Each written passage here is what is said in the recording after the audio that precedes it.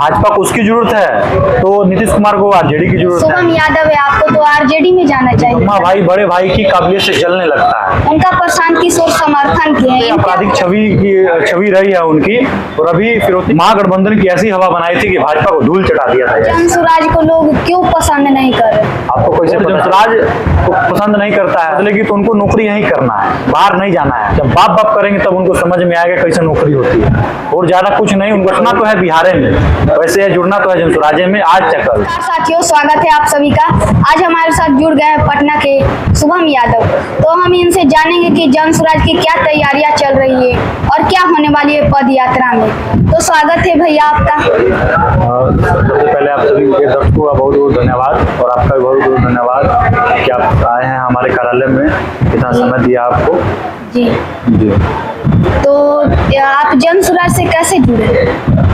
देखिए, मेरा नाम शुभम यादव है, मैं हरियाणा में पला बड़ा हूँ।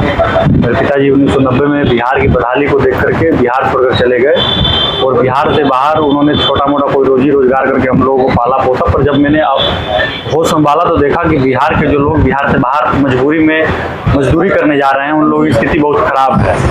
तो उन लोगों की स्थिति सुधरे, उसके लिए मैं 1 साल पढ़ाई के साथ साथ अपनी नौकरी के साथ साथ आंदोलन करता रहा, उनके लिए आवाज़ उठाता रहा, छोटी बड़ी वही। तो उसके बाद मैंने एकदम जनसुराज का नाम सुना कि बिहार में एक व्यवस्था की बात हो रही है, बिहार में व्यवस्था बदलनी चाहिए, इसकी बात हो रही है। तो सुनकर के मुझे एक अलग लगा, तो इसलिए मैं उस वक्त गुड़गांव में नौकरी कर रहा था। तो नौकरी को छोड़ करके मैं प्राइवेट नौकरी कर रहा था, उस नौकरी को छोड़ करके बिहार आया और पदयात्रा से जुड़ा, जनसुराज पदयात्रा से। और अभी तक छोटी बड़ी जिम्मेदारियों में 3 साल से इस जनसुराज से जुड़ा हुआ हूँ, एक उम्मीद लेकर के कि बिहार की जो ये व्यवस्था ये बदलेगी, सुधरेगी। जो बिहार से बाहर लोग जा रहे हैं, रोजी रोजगार के नाम पे मार खा रहे हैं, ये व्यवस्था बदले, इसके लिए एक प्रयास है, वो उम्मीद लेकर के जुड़ा हुआ हूँ। जी। तो सभी पार्टियां तो बोलती है कि हम रोजगार देंगे, या आप तो शुभम यादव है, आपको तो आरजेडी में जाना चाहिए था ना? देखिए, आरजेडी में क्यों जाना चाहिए था? मेरी आप जाति को क्यों देख रहे हैं? सब पार्टी रोजी रोजगार की बात कर रही है, पर जनसुराज से इसलिए जुड़ना चाहिए क्योंकि सब पार्टी अब करने लगी। उनका जब यहाँ पे उनकी सरकार थी, उनकी जब यहाँ पे व्यवस्था थी, तो उन्होंने अपने सरकार में, अपनी व्यवस्था में, अपने शासन में कोई ऐसा काम नहीं किया कि व्यवस्था हो सके। सब लोग जब यहाँ पर सत्ता में आते हैं तो अपनी व्यवस्था को देखने में, बदलने में रह जाते हैं, मलाई खाने में रह जाते हैं, कोई जनता के लिए नहीं सोचता है। ठीक है। और जनसुराज, इसलिए मैंने जनसुराज ज्वाइन किया, जाति को देखकर नहीं। हमारी जाति का आप नाम इसलिए ले रहे हैं क्योंकि हमारी जाति का एक दल है, हमारी जाति का सिर्फ दल है, वो एक परिवार का दल है, वो जाति का दल नहीं है, सिर्फ नाम है जाति का दल। इस दल में इसलिए मैं जुड़ा क्योंकि इस दल में सब जाति के लोग हैं, वो लोग जो उन पार्टियों से सताए हुए हैं, जिन लोगों को उस पार्टियों ने लूटा है, उनको बर्बाद किया, उनकी बदहाली का कारण है, इसलिए मैंने वो ना ज्वाइन करके ये ज्वाइन किया। जी। अच्छा, जैसा कि आपने बताया कि जाति भेदभाव ऐसा कुछ लेते नहीं, तो प्रशांत किशोर भी बोलते हैं यही बात है कि जात पात हम नहीं लेते, जात पात की भेदभाव में नहीं बढ़ना चाहिए। लेकिन जो जाति जनगणना हो रही है, उनका प्रशांत किशोर समर्थन किए हैं, इन पे आप क्या कहेंगे? देखिए, बिहार जैसे राज्य के लिए जाति जनगणना कोई बुरी बात नहीं है। जाति जनगणना से ये निकल के आ गया कितने लोग हैं, किस जाति के हैं, किस कैटेगरी के हैं, जो कि बहुत ज्यादा पीछे छूट गए हैं। ये निकल गया, इससे एक एस्टिमेट लगा कि कैसे और इनके लिए अच्छा कुछ किया जा सकता है। पहले लोग कहता था कि हमारी संख्या कितने लोग हैं, हमारी संख्या कितने लोग हैं, पता नहीं चलता था कि कितनी जनसंख्या उनकी, कितने लोग पीछे छूट गए हैं, कितनों को नौकरी मिली, कितनों को रोजगार मिला, नहीं मिला। वो जातिगत जनगणना से ही पता चलेगा, और बिहार में बहुत जरूरी है। यदि बिहार डेवलप एरिया होता, डेवलप स्टेट होता, तो यहाँ पे जातिगत जनगणना की जरूरत नहीं थी। पर बिहार में ऐसी कोई व्यवस्था नहीं है, इसलिए जातिगत जनगणना जरूरी है यहाँ पर। अच्छा, आप जनसुराज से जुड़े हैं, तो आपकी आगे की प्लानिंग क्या है कि आप चुनाव लड़ सकते हैं? देखिए, जनसुराज में सब लोग यदि यही सोच के जुड़ेगा कि चुनाव लड़ना है, तो चुनाव लड़ने वालों की संख्या बढ़ जाएगी। अब बिहार में सीट है 243, तो बिहार के लिए कौन सोचेगा? हम चुनाव लड़ने के लिए नहीं, जो चुनाव लड़ेगा उसको कंधा लगाने के लिए जुड़े हैं, चुनाव नहीं लड़ना है। अच्छा, आप ही के क्षेत्र के, आप ही के विधानसभा के एक नेता हैं जो बहुत फेमस हैं, रीतलाल यादव। तो कोई उनको हत्यारा बोलता है, कोई उनको गुंडा बोलता है, कोई मवाली बोलता है, और कोई उनको बाहुबली बोलता है। तो उनको आप किस नजरिए से देखते हैं? देखिए, आज वो गुंडा बन गया तो सब लोग उसको जान रहे हैं, और वो गुंडा कैसे बन गई कोई नहीं जानता है। जी। 14 दिन की न्यायिक हिरासत में है वो अभी भागलपुर जेल में बंद है। जहाँ तक मैंने जमीन पे जाकर के उनके बारे में पता करने पर, जानने पर, लोगों के बीच बैठने पर पता चला है, तो ये है कि उन पे आपराधिक छवि रही है उनकी, और अभी फिरौती के मामले में अंदर हैं 14 दिन की। और अभी कोर्ट ने तय नहीं किया है, जब तक कोर्ट तय नहीं करेगी तब तक उनको दोषी नहीं मान सकते हैं। और रही बात बाहुबली की, गुंडा की, ये जाति की बात है। जब वही स्वर्ण ये सब करता है तो बाहुबली होता है, और यही जब पिछड़ा बैकवर्ड करता है तो वो गुंडा हो जाता है। अच्छा, तो ये जन स्वराज की पद यात्रा हो रही है, अभी तो नई वेली पार्टी है जन स्वराज, तो क्या प्लानिंग रहेगी जिसके बदौलत चुनाव बढ़िया से लड़ सके, बढ़िया सीट ला सके? इसलिए मैं बता देता हूँ, प्रशांत किशोर आज से पहले चुनाव लड़वाते थे। बिहार में 3 साल से घूम रहे हैं तो लोग मजाक उड़ा रहा है, कुछ नहीं होगा। पर प्रशांत किशोर को पहले उनको पढ़ना चाहिए, समझना चाहिए। यही प्रशांत किशोर जब 2015 में बिहार आए थे तो मात्र 3 महीने में महागठबंधन की ऐसी हवा बनाई थी कि भाजपा को धूल चटा दिया था। भाजपा की सारी हवा खत्म हो गई थी यहाँ पे।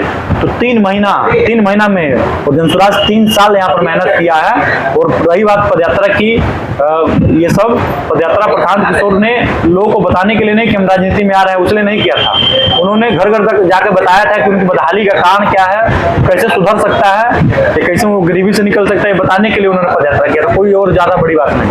अच्छा, जो लोग जन स्वराज से अभी तक नहीं जुड़े हैं उनको आप क्या मैसेज देना चाहेंगे? नहीं जुड़े हैं तो जुड़े, किसी न किसी जाति का झंडा ढो रहे हैं वो सब। किसी का जाति का झंडा ढोने से कुछ होने वाला नहीं है।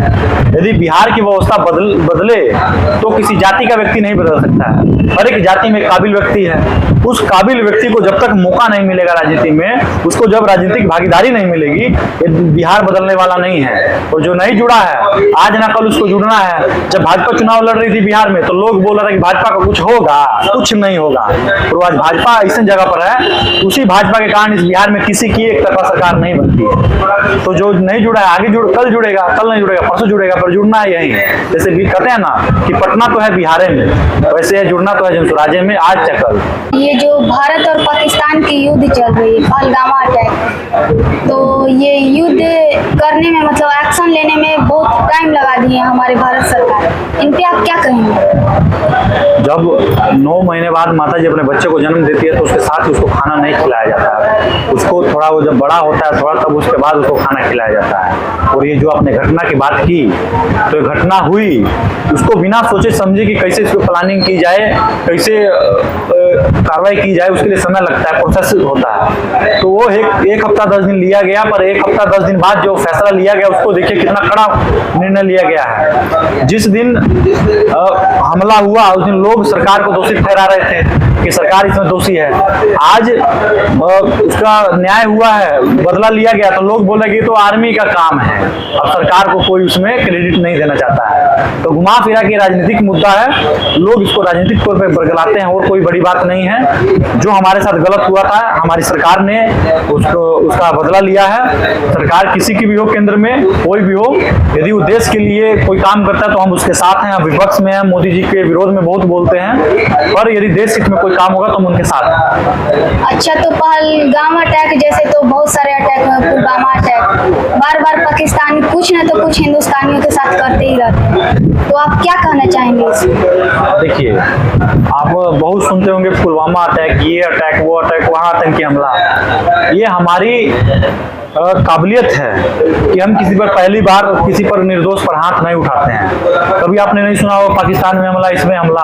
उनकी जाति है, उनका धर्म है, वो मालूम नहीं क्या चाहते हैं, नहीं चाहते हैं, पर वो चर्चा में बने रहने के लिए सब करते हैं, और कोई बड़ी बात नहीं है। और हमला करने से, नहीं करने से, 4 वो उधर से मारता है, 4 हम इधर से मारते हैं, इसी में निकलता है।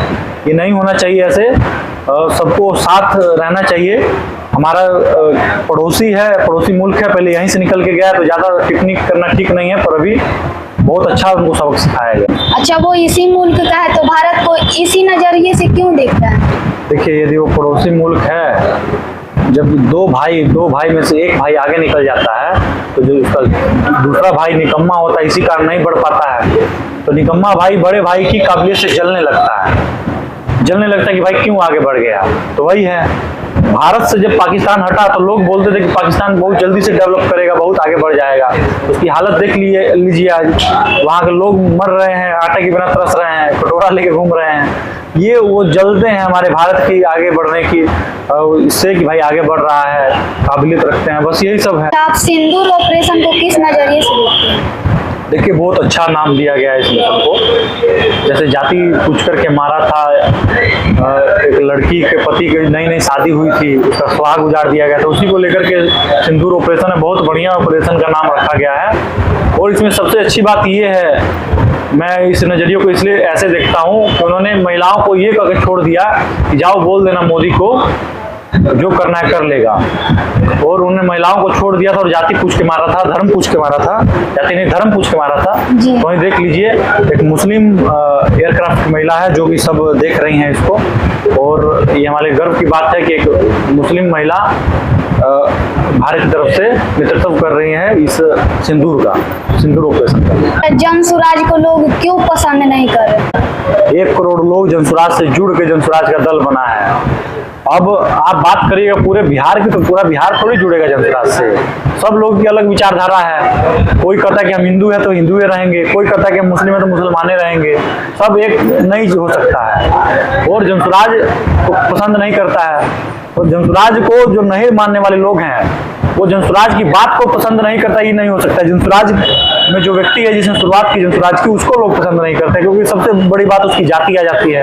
यहीं प्रशांत किशोर पांडे नहीं प्रशांत किशोर यादव होते तो क्रांति हो गई होती बिहार में। जनसुराज को कोई पसंद नहीं करता, ये बात नहीं है। प्रशांत किशोर को पसंद करने वालों की संख्या कम है, और जाति को देख करके ये हो सकता है, तो जनसुराज की विचारधारा को सब पसंद करता है। अच्छा, अभी बिहार बदलाव यात्रा होने वाली है, इससे पहले बिहार बदलाव रैली हुई थी, तो उसमें विपक्षी पार्टी बोल रहे थे कि इस बार प्रशांत किशोर की दूसरी हाथ खुली है, और बिहार बदलाव अगर यात्रा होगा तो उसमें तीसरी भी मुट्ठी खुल जाएगी, तो इस पे आप क्या कहेंगे? बिहार बदलाव रैली जो थी उसमें 5 से 6 लाख लोगों का टारगेट रखा गया था, भाई कि लोग आएंगे।